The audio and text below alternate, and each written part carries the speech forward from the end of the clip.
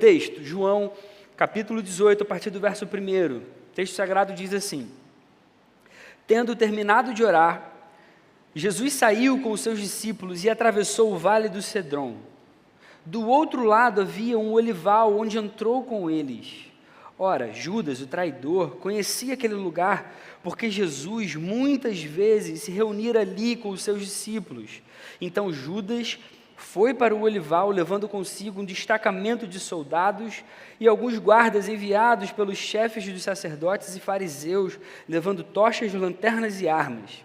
Jesus, sabendo tudo o que lhe ia acontecer, saiu e lhes perguntou: a que vocês estão procurando?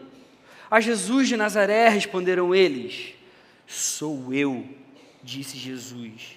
E Judas, o traidor, estava com eles. Quando Jesus disse, sou eu sou, eles recuaram e caíram por terra. Novamente lhes perguntou, a quem procuram? E eles disseram, a Jesus de Nazaré. Respondeu Jesus, já lhes disse que sou eu. Se vocês estão me procurando, deixem ir embora estes homens. Isso aconteceu para que se cumprissem as palavras que ele dissera, não perdi nenhum dos que me deste. Amém. Esse é o texto sagrado para a gente agora nesse momento. Traição é algo detestável. Traição é algo repugnante, é desprezível. Nós desprezamos traidores. Quando há uma quebra de confiança, uma quebra de fidelidade, uma quebra de lealdade, isso geralmente gera dentro de nós um sentimento ruim, uma mistura de tristeza com ira. Geralmente a gente fica indignado quando a gente vê uma traição, ou quando a gente presencia uma, ou quando a gente passa por uma. Quando você vê um casamento sendo desfeito porque uma das partes quebrou aquele pacto feito diante de Deus, isso gera tristeza no nosso coração. Quando você vê um relacionamento entre amigos ou uma sociedade, dois sócios, em que um trai o outro, isso causa indignação. Por muito menos, a gente já sente repulsa e rejeita um ato assim. Eu me lembrei da Copa de 2014, que aconteceu aqui no Brasil. Eu gosto muito de Copa, a gente está perto de mais uma, graças a Deus. Mas em 2014 foi realizada no nosso país. E nessa Copa tinha um jogador brasileiro chamado Diego Costa, que ele se naturalizou espanhol. Ele se naturalizou, obviamente, para jogar pela seleção da Espanha. Ele já estava morando na Espanha há muito tempo, ele jogava num time espanhol, ele se naturalizou para ser um jogador dessa seleção. Eu me lembro que, obviamente, além do 7-1 que a gente tomou, ninguém nunca vai esquecer isso, toda vez que a seleção espanhola jogava, o Diego Costa encostava na bola, a maioria dos brasileiros no estádio vaiava ele. Vaiava. A gente pensa, como é que pode? Um cara que é brasileiro, ainda que ele nunca seja escalado para a seleção brasileira, como que ele vai jogar por uma outra seleção, que não é a do país dele? Numa sociedade, a traição é algo mal visto por praticamente a maioria. Nenhuma sociedade, nenhum grupo de pessoas aceita a traição ou até mesmo a suposta traição. Ninguém vê isso como algo louvável. Você já deve ter ouvido a história, por exemplo, de algum pastor conhecido que você tenha considerado no seu coração como alguém realmente importante, alguém com uma reputação legal, e de repente esse pastor cai em adultério. Pior, com uma ovelha da sua própria igreja. Isso não gera um sentimento de revolta dentro de você? Você não fica indignado com situações assim? E se por um lado isso é algo inaceitável para a maioria de nós, por outro, ninguém nasce com a intenção de trair. Ninguém nasce com a intenção de ser um traidor. Ninguém nasce com a certeza de que algum dia eu vou trair. As pessoas, em geral, elas não têm a intenção de trair desde o início. Pensa num casamento, um noivo com a noiva se casando, quando eles fazem os votos. Você acha que eles fazem os votos já pensando, qual vai ser o dia que eu vou trair essa pessoa? Ninguém pensa isso. Um amigo não pensa em quebrar a confiança do outro de primeira. Uma sociedade, dois sócios começando um negócio, eles não pensam em passar a perna um no outro já desde o início. Da mesma forma, isso aconteceu com Judas. Judas foi o traidor, ele traiu o nosso Senhor, mas será que ele sempre teve isso em mente? Geralmente a gente lê a história com conhecimento prévio da sua traição. Judas já se tornou sinônimo de traidor, mas eu digo para você que ele não tinha isso premeditado desde o início. Ele andou com o Senhor, ele conviveu com o Mestre, ele aprendeu, ele viu inúmeras situações com os seus próprios olhos. O próprio texto que a gente acabou de ler diz que ele conhecia aquele lugar em que Jesus estava, porque muitas vezes Jesus tinha se reunido ali com seus discípulos. Ele era um dos 12, um daqueles do grupo seleto que Jesus escolheu para estar perto. Ele teve amizade com Jesus, mesmo assim ele traiu. Mesmo assim, ele foi um traidor. E isso precisa ensinar algumas coisas para a gente, tanto sobre o nosso coração, quanto sobre o coração de Jesus. E eu queria fazer algumas considerações sobre esse trecho que a gente acabou de ler. Em primeiro lugar, qualquer pessoa é capaz de falhar grandemente. Qualquer pessoa é capaz de falhar, e de falhar de uma forma horrorosa. Os versos 2 e 3 diz que Judas, o traidor, conhecia aquele lugar porque Jesus muitas vezes se reunia ali com os seus discípulos. Então Judas vai para o Olival e leva aquele destacamento de soldados para prender Jesus. Judas andou com Jesus, Judas conhecia os lugares que Jesus frequentava, ele conhecia a intimidade do Mestre. E ainda assim ele fez o que fez. Como a gente acabou de falar, traições não acontecem da noite para o dia. Judas muito provavelmente não acordou e pensou, tá aí, acho que eu vou trair o Mestre hoje. Hoje eu acho que é um bom dia para trair o meu Senhor. Ele era alguém de confiança, ele era o tesoureiro do grupo. Ele era o cara que guardava o dinheiro daquele grupo que andava junto. O dinheiro do grupo com certeza não seria deixado na mão de alguém que o grupo desconfiasse. Olha só, tinha um publicano no meio deles, Mateus. Era um cara odiado. Publicano era o cara que coletava o imposto do judeu para pagar para o romano. O judeu odiava o publicano geralmente roubava. Provavelmente Mateus era muito mais rejeitado e sem confiança do que Judas. Judas era considerado um dos 12, aquele grupo seleto, escolhido a dedo por Jesus, o grupo que levaria o evangelho a todas as nações posteriormente. O texto mesmo diz que Judas conhecia o lugar em que Jesus estaria. Ele conhecia provavelmente os lugares preferidos do Senhor. Os discípulos não imaginariam que Judas iria fazer o que fez. Tanto que na última ceia, Jesus reunido com seus discípulos, ele fala que alguém iria traí-lo, e eles ficam pensando, mas quem é? Quem que vai trair? Quem será? Quem que é Jesus? Conta pra gente. Eles ficaram pensando, refletindo, quem que pode ser? É bem provável que Judas não fosse um dos primeiros. Judas não era alguém que as pessoas do grupo falassem logo de primeira. Sabia que ele ia fazer isso. Se alguém ia trair o Mestre, é óbvio que seria Judas. Muito provavelmente isso não acontecia. Ninguém poderia imaginar que Judas seria o traidor. Ninguém poderia imaginar que ele trairia o Mestre, mas ele traiu. Ele fez. O potencial de pecado que Judas tinha no coração, todos nós temos. O potencial para fazer algo nessa magnitude, nessa profundidade, tão ruim assim, todos nós temos. Sabe por quê? Porque ninguém nasce traidor. Todos nós nascemos pecadores. Uma pessoa não nasce traidora, ela nasce pecadora. Isso significa que qualquer tipo de desvio é possível de acontecer se o coração der vazão. Olhando para a vida de Judas e refletindo de uma forma séria, a pergunta que a gente deveria fazer não é por que ele fez isso? Como que alguém trai assim o Mestre? Mas será que eu não teria feito a mesma coisa que ele? Porque o nosso coração é capaz de fazer qualquer atrocidade humana, porque o pecado é nocivo assim. Qualquer coração é capaz de falhar grandemente dessa forma. Ninguém nasce viciado em drogas, ninguém nasce viciado em sexo, ninguém nasce viciado em pornografia, ninguém nasce viciado em dinheiro, em poder. Ninguém nasce querendo ser uma pessoa odiada, uma pessoa rejeitada, com uma reputação ruim, de traidora ou de maldosa. Todos nós temos potencial de sermos isso tudo, porque nós nascemos pecadores, nós temos uma inclinação natural para o mal, por conta do pecado. A única coisa que impede cada um de nós de ser um traidor como Judas, é a graça de Deus derramada sobre a nossa vida. Por isso, todos nós precisamos guardar o nosso coração, porque qualquer pessoa é capaz de falhar grandemente.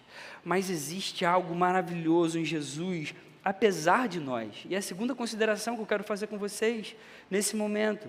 O caráter de Jesus não muda conforme a falha humana. O caráter de Jesus continua imutável. Os versos 4, 5 e 6, a palavra diz que Jesus, sabendo tudo o que lhe ia acontecer, saiu e lhes perguntou àqueles homens: a quem vocês estão procurando? A Jesus de Nazaré, responderam eles. Sou eu, disse Jesus, e Judas, o traidor, estava com eles. Quando Jesus disse, sou eu sou, eles recuaram e caíram por terra. Olha que coisa gloriosa que está acontecendo. Jesus sabia tudo o que ia acontecer com ele, e mesmo assim ele não mudou nenhuma vírgula do que estava escrito a seu respeito. Pelo contrário, apesar da traição, ele se revela de modo verdadeiro e real, como ele realmente é. Quando ele diz, sou eu, ele está fazendo aqui uma referência ao nome revelado de Deus no Antigo Testamento. Na escrita grega desse texto, ele fala exatamente, eu sou, ego eimi. No passado, a primeira vez que Deus se revela como Deus, eu sou. Isso acontece lá no livro de Êxodo, quando Moisés pergunta a Deus, Deus está chamando Moisés para libertar o seu povo, e ele pergunta, mas Senhor, o que eu vou falar quando os israelitas perguntarem o seu nome, quem você é? E aí Deus responde a Moisés, lá em Êxodo 3,14, eu sou o que sou. É isto que você dirá aos israelitas, eu sou, me enviou a vocês.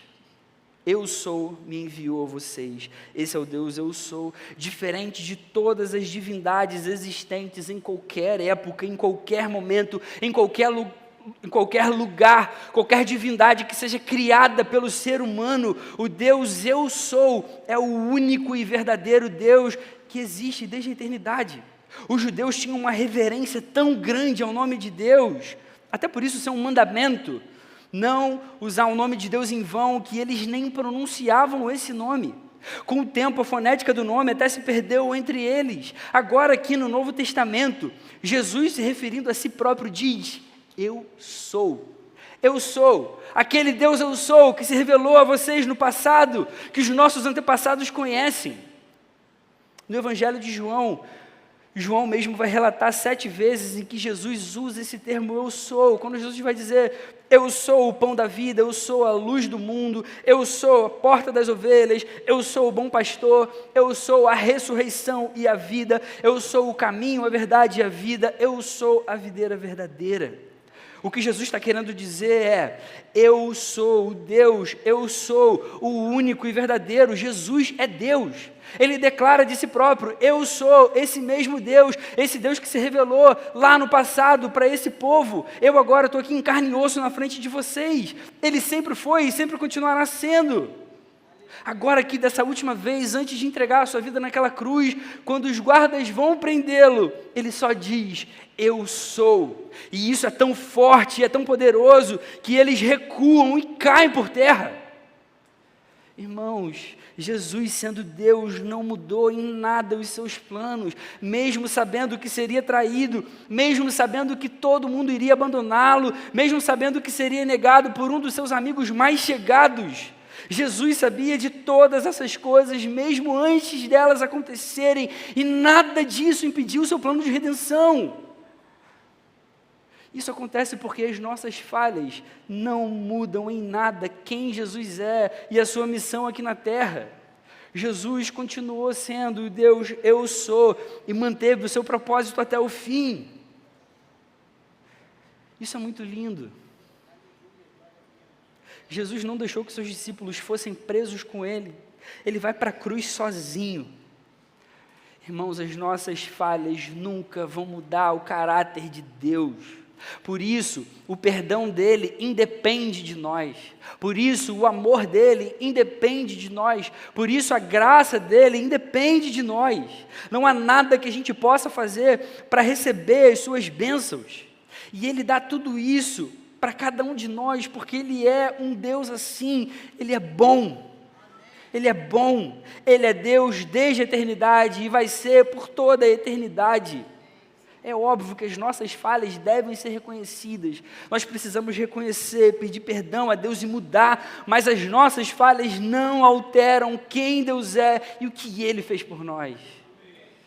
E aí eu queria destacar a terceira consideração.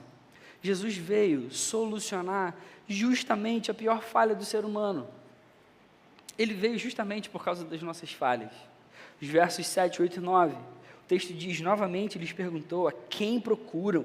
E eles disseram, a Jesus de Nazaré. Respondeu Jesus, já lhes disse que sou eu. Se vocês estão me procurando, deixem ir embora estes homens. Isso aconteceu para que se cumprissem as palavras que ele dissera, não perdi nenhum dos que me deste. Irmãos, Jesus veio ao mundo justamente para dar a vida pelos seus e não perder nenhum dos que o Pai o deu. Apesar de todos nós termos o potencial enorme de falhar diante de Deus de formas vergonhosas e inimagináveis, ainda que Deus continue sendo Deus apesar das nossas falhas, Ele se fez homem justamente para mudar essa condição terrível. Jesus foi para a cruz por conta dos nossos pecados. Jesus não foi para a cruz porque os judeus ficaram com inveja e levaram ele para a cruz. Jesus não foi para a cruz porque Pilatos ficou com medo de uma rebelião, então resolveu atender aquele desejo daqueles homens. Jesus não foi para a cruz porque Judas aceitou aquele dinheiro de suborno e entregou e traiu. Ele não foi para a cruz porque ele ficou abandonado, sozinho, não tem como ele lutar contra esse monte de soldado. Não foi nada disso que levou Jesus para a cruz. Jesus foi para a cruz por causa do meu e do seu pecado. E Jesus, por amor, se entrega para que a gente possa encontrar perdão e misericórdia. E assim, Ele reconcilia cada um de nós com o Pai. O Pai, por amor, entrega o seu Filho. O Filho, por vontade própria, dá a sua própria vida. O próprio Jesus afirma isso. João capítulo 10, versos 17 e 18. Por isso é que meu Pai me ama, porque eu dou a minha vida para retomá-la. Ninguém a tira de mim, mas eu a dou por minha espontânea vontade. Eu tenho autoridade para dá-la e para retomá-la. Irmãos, o propósito de Jesus era dar a sua vida pelos seus, mesmo sabendo que seria traído. Jesus cumpriu o seu propósito até o fim. Por isso ninguém tem amor maior do que esse. Eu tenho uma filhinha que vai fazer 11 meses, semana que vem. Eu amo ela com todo o meu coração. Eu amo demais a minha filha. Eu nunca daria a minha filha por pessoas que não querem o meu bem, por pessoas que não se importam comigo, por pessoas que falam mal de mim por trás. Eu não daria a minha filha nem por pessoas que eu gosto muito, que eu amo demais. Ainda bem que o amor de Deus não é igual ao meu, não é igual ao nosso. O amor de Deus é um amor totalmente santo, distinto do nosso, que é caído, egoísta, pequeno. Jesus se fez homem para solucionar a falha humana da inimizade com Deus. E Ele pagou um preço de morte. Que amor é esse? Que amor é esse? Esse é o amor que enfrenta até mesmo uma traição inaceitável. Jesus veio para solucionar a pior falha humana, falha que poderia tornar cada um de nós até mesmo piores do que um traidor como Judas. E assim as suas palavras se cumprem. Ele não perdeu nenhum dos que o Pai o deu. Nenhum. Se você faz parte desse rebanho, desse povo, Jesus nunca vai te perder. Jesus nunca vai te perder. O sacrifício dele é totalmente definitivo e perfeito. Diante disso, existem algumas aplicações para a nossa vida. Não tem como a gente ler um texto assim e continuar indiferente diante de tanto amor, diante de tanta profundidade. Em primeiro lugar, querido irmão, querida irmã, guarde o seu coração. guarde o seu coração. A palavra nos ensina, 1 Coríntios capítulo 10, verso 12, assim, aquele que julga está firme, cuide para que não caia. Enquanto o ser humano estiver sujeito a esse corpo de pecado, ele é potencialmente um pecador terrível. Todos nós somos capazes de trair como Judas, todos nós somos capazes de negar como Pedro, todos nós somos capazes de abandonar igualzinho os discípulos fizeram. Todos nós aqui, nesse auditório, nessa tenda, somos capazes dos maiores absurdos possíveis. Todos nós precisamos constantemente guardar o coração, proteger o coração do mal, proteger o coração do pecado. A palavra em Provérbios capítulo 4, 23 diz: acima de tudo, guarde o seu coração, pois dele depende toda a sua vida. O verbo guardar aqui no hebraico é natzah, significa vigiar, observar, cuidar, preservar.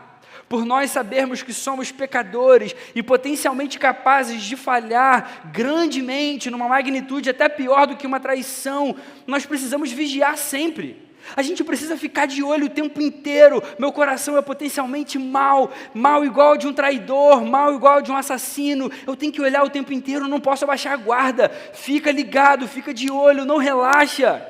Sua vida depende do seu coração. E lembra, a gente já falou algumas vezes isso aqui. Coração aqui não é o órgão que bombeia sangue para o nosso corpo. Também não é só o centro das emoções do ser humano.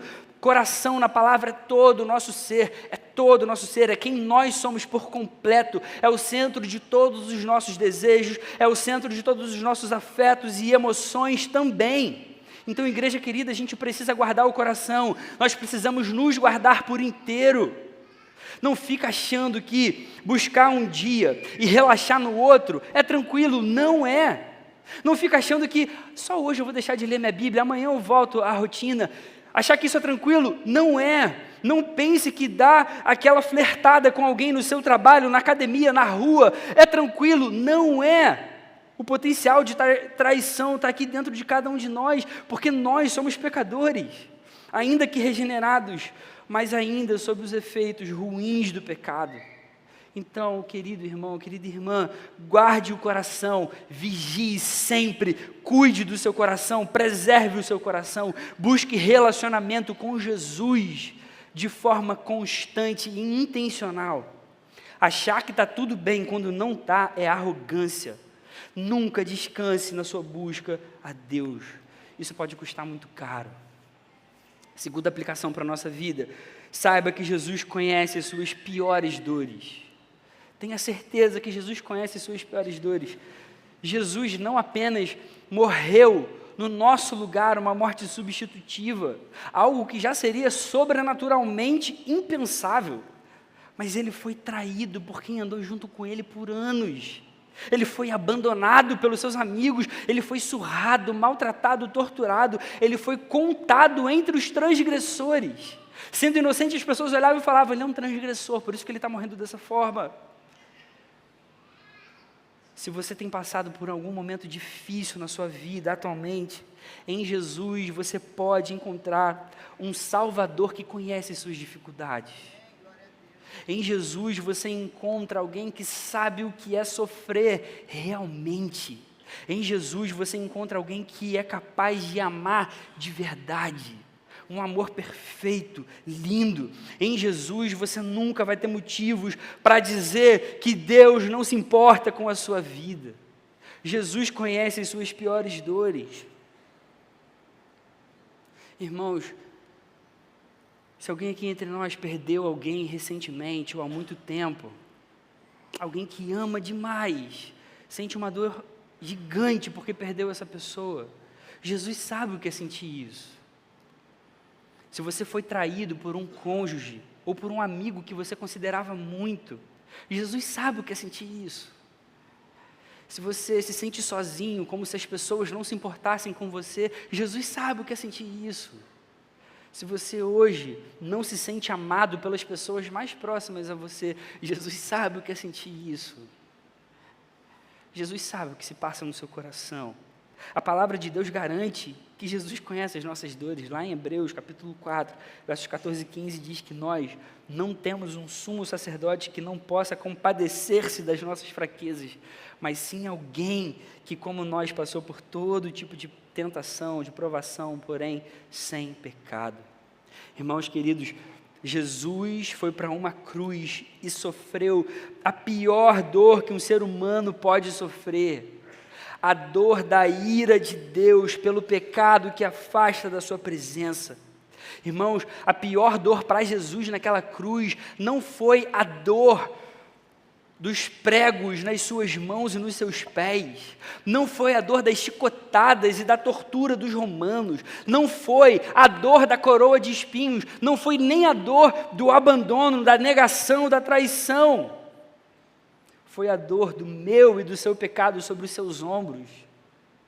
Essa foi a pior dor de Jesus naquela cruz. Foi a dor de receber em si toda a punição que todos nós aqui merecíamos.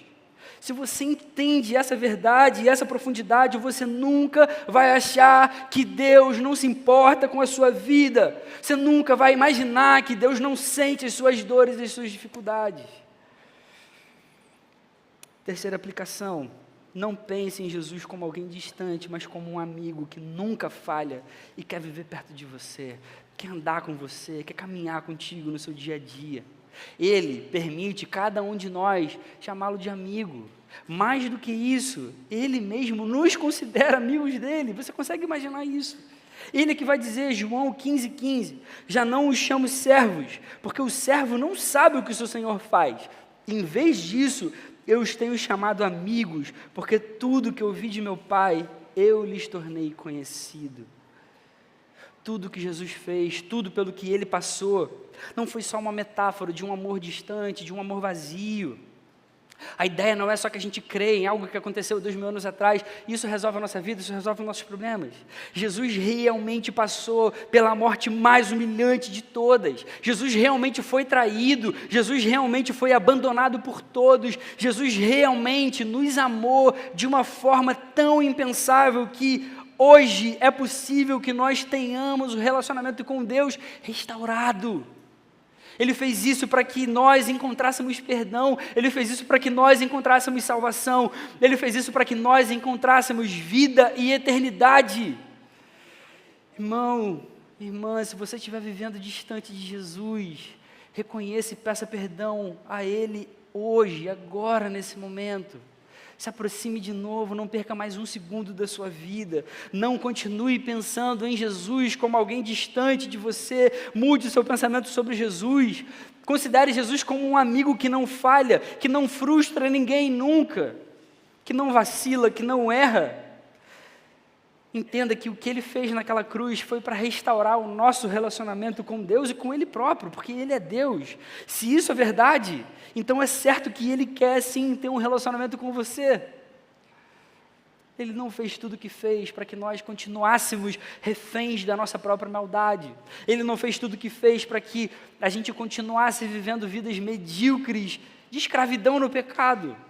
Ele não fez tudo o que fez para que a gente continuasse vazio, tentando encontrar alegria, paz, significado em coisas tão pequenas dessa vida. Ele fez o que fez para que nós nos voltássemos para Deus e nossa vida fosse restaurada por completo e para sempre. Então, irmão querido, faça de Jesus um amigo seu de verdade. Eu quero concluir dizendo que Jesus é um Deus cheio de amor e compaixão, apesar da traição. Não só da traição de Judas, mas de todas as traições. Quantas vezes nós quebramos a confiança de Jesus? Quantas vezes nós mesmos não somos fiéis ao nosso Salvador? Quantas vezes nós mesmos não somos leais ao nosso Senhor? E Ele continua sendo bom, e Ele continua sendo Deus, apesar de nós. Ele também nos ama, apesar das nossas traições, apesar dos nossos erros, dos nossos pecados. Não foi a traição de um homem que impediu que o seu amor avançasse. Não foram as nossas traições que impediram a sua obra gloriosa naquela cruz. Glória a Deus por isso. Glória a Deus por isso. Ele se entregou para que todo pecado pudesse ser perdoado e nós fôssemos considerados justos diante de Deus. Que amor é esse? Que amor é esse? Então, diante dessas verdades maravilhosas, guarde o seu coração, saiba que Ele conhece as suas dores, não faça dele um desconhecido. Ele quer viver próximo de nós, Ele quer ser amigo, Ele quer andar junto de cada um de nós. Senhor, muito obrigado por quem você é, muito obrigado por esse amor, muito obrigado por essa graça. Senhor, nem nos nossos maiores sonhos a gente poderia imaginar algo tão perfeito e glorioso assim. A sua obra é inexplicável, Senhor. Esse amor demonstrado na cruz é algo que a gente nunca poderia imaginar. Nenhum ser humano em sã consciência poderia criar algo tão magnífico assim. Senhor, recebe toda a nossa alegria e toda a nossa gratidão. Ajuda a gente a andar contigo, ajuda a gente a te amar, ajuda a gente a ser como amigos próximos, Senhor. Guarda o nosso coração, perdoa os nossos pecados. No seu nome que a gente ora assim, Senhor. Amém.